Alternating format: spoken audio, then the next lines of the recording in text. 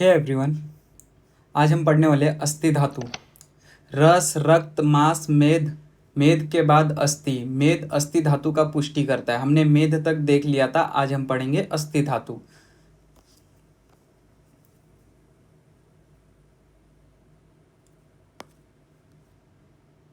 अस्थि धातु, रस, रक्त, मांस, मेद के बाद अस्थि का निर्माण होता है, जो वो है अस्थि धातु।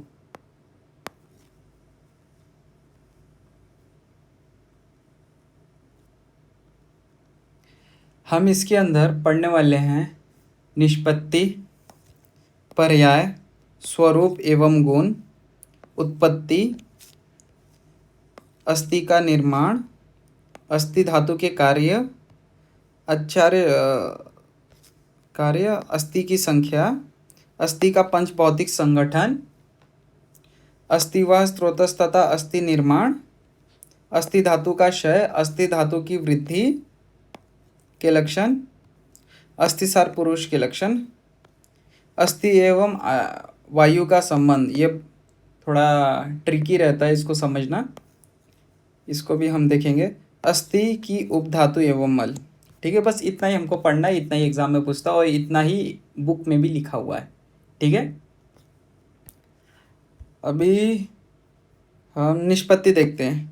अस्यते क्षिप्यते इति अस्थिः, जिसे फेंका या प्रवाहित किया जाता है उसे अस्थि कहते हैं, क्योंकि मृत्यु के बाद अस्थियों को जल में प्रवाहित किया जाता है। मर जाने के बाद बोन्स क्या होता है, ऊपर के मसल्स पूरे मांस वो सब जल जाते हैं। जलाने के बाद फिर जो बच जाता है, हड्डी बच जाता है, कंकाल, तो फिर वो कंकाल के बच जाने के बाद उसको जल में प्रवाहित कर दिया जाता है। चाहे गंगा हो, कहीं पे भी जल में प्रवाहित कर दिया जाता है, उसे अस्थि कहते हैं। अस्थि के पर्याय सिनोनिम्स क्या है अस्थि के? किकास कुल्यम अस्थि च। अमरकोश ने बताया है अस्थि गति में सहायक होता है। बॉडी के जो भी मूवमेंट होते हैं वो अस्थि के कारण ही होते हैं और इसको आकार देता है, और उसका इसे किकास और कुल्य भी कहते हैं। अस्थि क्या गति में सहायक होता है, बॉडी में आकार प्रदान करता है, रचनात्मक रूप जो भी दिखता है हमें शरीर का वो अस्थि के द्वारा दिखता है, और किकास और कुल्य भी कहते हैं अस्थि को। अस्थि का स्वरूप अस्थि एवं गुण। अस्थि कैसे दिखता है, उसके गुण क्या होता है? अस्थि शरीर का पंचम धातु है। रस, रक्त, मांस, मेद, अस्थि। अस्थि 5th नंबर पे आता है, तो इसीलिए कहा गया अस्थि शरीर का पंचम धातु है। इसकी विशेषताएं क्या है? एक कठिन होता है, कठोर होता है, और ये दृढ़ता है, मतलब कठिन होता है और शरीर में दृढ़ता प्रदान करता है, तथा पूरा पूरा शरीर इसी पर अवलंबित रहता है। ठीक है, कठिनता और दृढ़ता प्रदान करता है। ठीक है, इसकी उत्पत्ति, ये निर्माण कहाँ से होता है, अस्थि का निर्माण कैसे होता है? देखो, मेदस्तो अस्थि चरक चिकित्सा स्थान 15/16 में दिया हुआ है। मेदो अस्थि जयते शुश्रूत सूत्र स्थान 14/10 में बताया गया है कि मेद धातु से अस्थि का निर्माण होता है। चरक ने भी कहा है, सुश्रुत ने भी यही कहा है कि मेद धातु से अस्थि का निर्माण होता है। ठीक है, दोनों आचार्यों ने सेम कहा है। मेद धातु के प्रसाद अंश पर अस्थि अग्नि की क्रिया से प्रसाद और कीट भाग बनते हैं, सुश्रुत ने बताया है। जैसे हमने केदारी कुल्य न्याय, खले कपोत न्याय, क्षीरदधि न्याय में हमने पढ़ा है कि कैसे धातुओं का निर्माण होता है, उत्तर धातुओं का फॉर्मेशन कैसे होता है।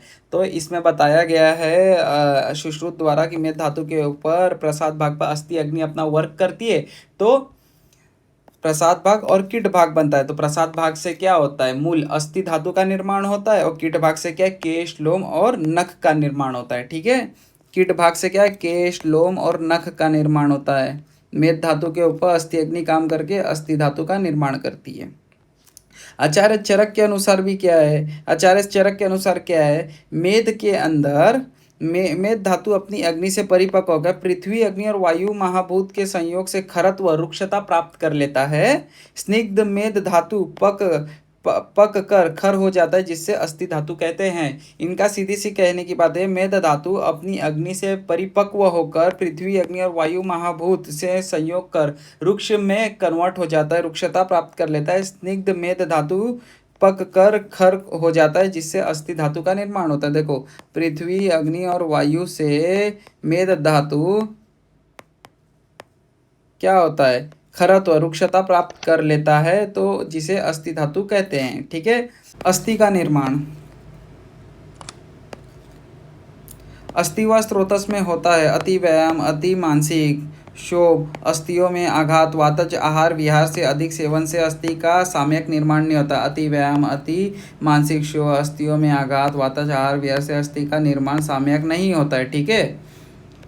अस्थि धातु के कार्य। अस्थि करता क्या है, सीधी सी बात, अस्थि का काम क्या होता है, एकदम सिंपल। पहले हम देख ले तो अस्थि का क्या काम होता है अकॉर्डिंग टू धातु के निर्माण क्रम के अनुसार देखा जाए तो अस्थि का काम क्या है, अपने उत्तर धातु का पोषण करना। अस्थि के बाद क्या आता है, मज्जा, मज्जा धातु का पोषण करना। ठीक है। अस्थिनी देह धारणम मज्जा पुष्टि, सुश्रुत सूत्र स्थान 15/17 में दिया है। अस्थिनी देह धारणम मज्जा पुष्टि च सुश्रुत सूत्र स्थान 15/17 में बताया गया है। अभी देखो, मैंने इस नोट्स के अंदर जितने श्लोक्स का यूज़ किया है वो सारे श्लोक्स को आप पढ़ लो, बहुत इजी है। और यही श्लोक्स लिख के आ जाओ अपने एग्जाम में, एग्जामिनर खुश हो जाएगा। इससे ज़्यादा श्लोक्स लिखने की ज़रूरत नहीं है।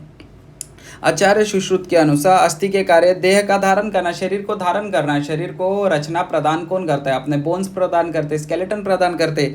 और अकॉर्डिंग टू मॉडर्न क्या बताया गया, अपने उत्तर धातुओं का पोषण करेगा। तो रस, रक्त, मांस, मेद, अस्थि। अस्थि के बाद क्या था, मज्जा। मज्जा के 6 नंबर पे, 5th नंबर पे पंचम धातु क्या है, अस्थि है। तो अस्थि से मज्जा का निर्माण होता है। तो क्या होता है, मज्जा धातु की पुष्टि करता है कौन, अस्थि। ठीक है। अस्थि शरीर को शुद्ध ढांचा बनाकर शरीर को दृढ़ता व आकार प्रदान करती है। मांसपेशी, सिरा, स्नायु अस्थियों के सहारे स्थित रहती है, साथ ही शरीर में महत्वपूर्ण अंग की रक्षा करती है।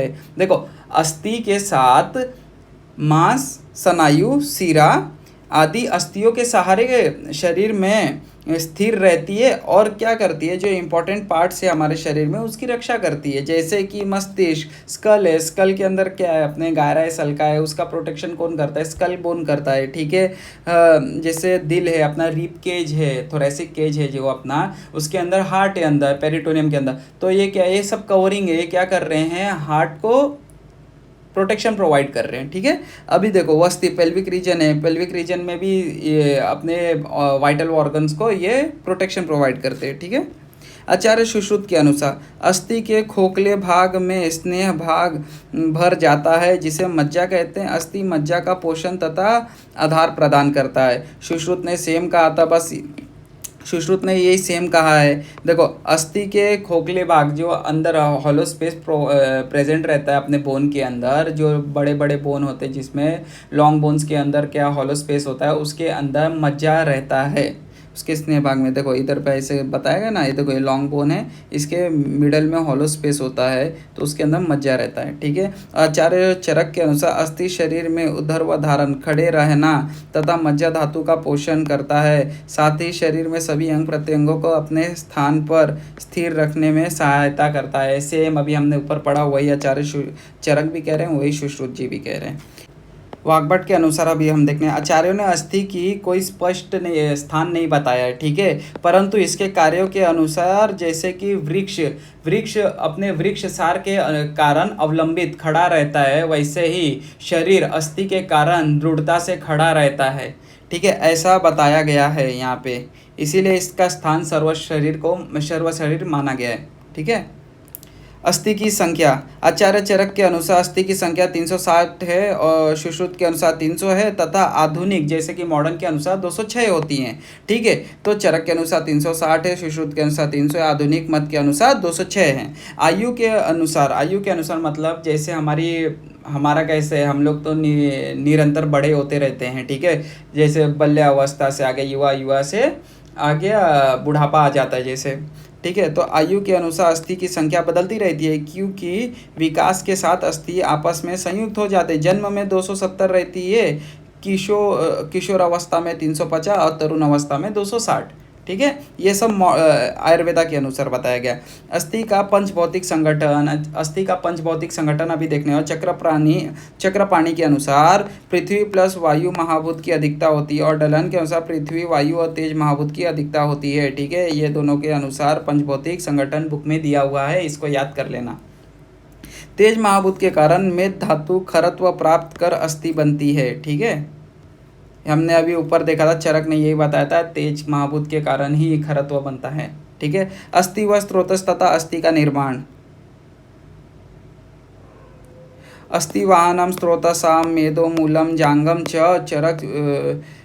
चरक विमान स्थान 5/8 में इसका दिया है। चरक के अनुसार अस्थि व स्त्रोतस का मूल मेद और जांगन बताया है। अस्थि व स्त्रोतस का मूल मेद और जांगन बताया है चरक के अनुसार। ठीक है, इसको याद कर लेना। अस्थि अग्नि की क्रिया से, देखो मेद धातु में अस्थि अग्नि की क्रिया होती है तो क्या अस्थि धातु और नखादि का निर्माण होता है। ठीक है, प्रसाद भाग से अस्थि धातु का और मल भाग से नखादि का। खले कपोत ने सेलेक्टिव डिस्क्रिमिनेशन के अनुसार क्या बताया है के लिए कैल्शियम फॉस्फोरस आदि स्थित निर्माणक तत्व अस्थि व स्त्रोतस में पहुंचकर अस्थि धातु का निर्माण एवं पोषण करते हैं। ठीक है, कैल्शियम प्लस फॉस्फोरस अन्य तत्व अस्थि धातु का निर्माण का एवं पोषक करते हैं अकॉर्डिंग टू मॉडर्न। ठीक है, सिलेक्टिव नेचर के कारण। अस्थि धातु का क्षय, अगर अस्थि धातु हमारे बॉडी में, अभी देखो मेरा फॉर एग्जांपल ये हाथ है, ये हाथ अगर और पतला हो जाए या क्षय हो जाए या कमी हो जाए, जैसे ये रुचक अस्थि होती है, अगर दांत गिर जाता है तो क्या होता है, इसके लक्षण क्या होंगे, ये हम अभी पढ़ने वाले हैं। तो अस्थि क्षय होने पर केश, बाल, रोम, नख, शमशु दाढ़ी एवं दंत गिरना, थकावट तथा संधि शैथिल्य होता है। अस्थि पतली होती है और संधियाँ ढीली हो जाती है। देखो मैंने क्या बोला, हाथ पतला हो जाएगा, दांत गिरने लगेगा, बाल गिरने लगेगा, केस शमशु गिरने लगेंगे, देखो शमशु, दंत, थकावट आ जाएगी। देखो अगर कोई पतला आदमी होता है जिसकी अस्थि में क्षय हो गई होती है, अस्थि धातु का कमी हो गया होता है, वो कोई भी कार्य करता है तो उसको थकावट फील होने लगता है और संधियों में शून्यता आ जाती है, दर्द होने लगता है संधियों के अंदर। ठीक है, अभी तो देखो सुश्रुत के अनुसार क्या अस्थि शूल हो जाएगा, दंत नख टूटना, रुक्षता होती है। ढलन के अनुसार क्या दंत नख क्षय, पूरे शरीर में रुक्षता आ जाती है। देखो हम जैसे सुश्रुत है, चरक है, ढलन है, चक्रपाणी, ये सारे आचार्यों ने समथिंग सेम ही बताया है। ठीक है, कोई इतना डिफरेंस नहीं है, एक दो वर्ड का यहाँ वहाँ डिफरेंस होगा या एक दो नख ही किसी ने बोला होगा किसी ने नहीं बोला होगा। ये क्या है, ये इसके मल हैं तो इसको इसी में जोड़ा जाता है, अस्थियों में ही। ठीक है, तो इसको अपने हिसाब से पढ़ लेना, कोई इतना ये नहीं है, इसको रीड करोगे तभी आपको समझ में आ जाएगा कि क्या लिखा है क्या नहीं। ठीक है, वाग्भट के अनुसार क्या अस्थि क्षय में दंत नख रोम केश गिरना, रुक्षता, पुरुषता, संधि शैथिल्य, अस्थि तोड़ तथा अस्थि बिंद मांस खाने की इच्छा होती है। देखो वाग्भट ने ये बताया है, अस्थि कमी होने में मांस खाने की इच्छा होती है, इसको नोट कर लेना। ठीक है, सामग्रियों के लिए सामान्य वृद्धि कारण सिद्धांत के अनुसार सामान्य आहार से समान धातु की वृद्धि होती है। अस्थि धातु वृद्धि के लक्षण, अगर अस्थि धातु हमारे बॉडी के अंदर अस्थि धातु बढ़ जाते तो एकदम पहले हमारे मन में क्या आना चाहिए अस्थि धातु वृद्धि के लक्षण में कि क्या हो जाएगा, एक्स्ट्रा टीथ आने लगेगा हमारे बॉडी के अंदर। जैसे हमारे ओरल में देखा जाए, अगर किसी को दांत ज़्यादा आता है, देखो किसी के एक दांत के ऊपर एक दांत आने और एक्स्ट्रा आने लग जाता है, तो उसमें क्या महर्षि सुश्रुत के अनुसार वृद्धि में क्या आता है, अध्य अस्थि हो जाता है, अध्य अस्थि हो जाएगा। देखो इधर एक्स्ट्रा टीथ आने लग जाएगा, अधिदंत हो जाएगा। ठीक है, और क्या हो जाएगा, अधिदंत हो गया, अध्य अस्थि हो जाएगा, अस्थि का वृद्धि हो जाएगा। ठीक है, ढलन के अनुसार क्या है, केश एवं नख की अधिक वृद्धि हो जाएगी, बहुत सारे बॉडी पे हेयर्स आने लग जाएंगे तुमको। ठीक है, और नाखून की अधिक वृद्धि हो जाएगी, किसी को उंगली बढ़ गया या चाहे बहुत बड़ा बड़ा नाखून हो जाता है, शैतान के जैसा दिखे रहोगे। वाग्भट के अनुसार क्या है, अस्थि वृद्धि में अध्य अस्थि हो जाता है, अधिदंत लक्षण पाए जाते हैं, सेम सुश्रुत के जैसा बताया है इन्होंने।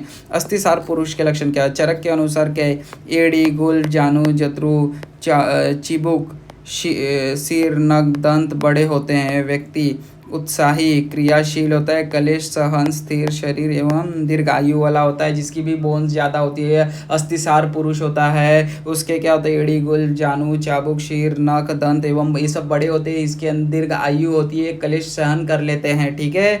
और ये क्रियाशील होते हैं। और अस्थिक्षय में कैसे बताया है कि क्रियाशील नहीं होते। क्रियाशील लेना मतलब कोई भी काम करते करते थक जाते। और ये लोग कैसे होते हैं, अस्थिसार पुरुष में या अस्थि वृद्धि में क्या होता है कि ये क्रियाशील होते हैं, क्योंकि इनके पास ताकत ज़्यादा हो जाता है, तो ये इनके पास टेस्टोस्टेरोन ज़्यादा रहता है, तो ये कोई भी काम करने में समर्थ होते हैं, ठीक है। ये देखो, एड़ी, गुल, जानु, जत्रु, चिबुक, सिर, नख, दंत, ये यहाँ पे सारे डायग्राम्स दिए हुए हैं, अपने आप से देख लो, ठीक है। सुश्रुत के अनुसार भी सेम ही ऐसा बताया। सिर, कंधे, दंत, अस्थि, नख, ये सब क्या होते हैं, बड़े दिखते हैं, दृढ़ दिखते हैं।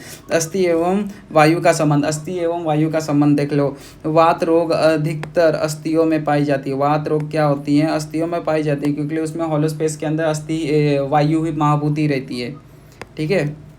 वात दोष रहता है, अस्थि वायु का स्थान है, ठीक है, इसीलिए वात रोग अधिकता अस्थियों में होती है। वाग्भट के अनुसार क्या, अस्थि वृद्धि, अस्थि बढ़ने से क्या होता है, वायु का क्षय होता है, और वायु वृद्धि से अस्थि का क्षय होता है। जो पतला इंसान होता है, जिसके बोन्स पतले होते हैं, उसके अंदर वात की वृद्धि होती है। इसीलिए कहते हैं जो पतली लड़कियां होती हैं, उनके पहले तो बोन पतले होते हैं, उसमें वात की वृद्धि रहती है, इसीलिए वो वात प्रकोपित रहती है, तो चिल्लाती रहती है। अस्थि की उपधातु एवं मल, चरक के अनुसार मल क्या है, अस्थि का केश और लोम है, और इसकी उपधातु नहीं बताई गई है, पर क्या षडांगधर ने दंत को अस्थि की उपधातु मानी है। देखो, मल, केश और लोम है, और षडांगधर ने दंत को उपधातु मानी है अस्थि की, ठीक है। Thank you so much. आज हमने अस्थि का टॉपिक कवर कर लिया, कितने, 6 पेजों में, ठीक है। इसको आपको अगर चाहिए रहेगा तो मुझे कमेंट कर देना, मैं इसके PDF प्रोवाइड कर दूंगा। Thank you.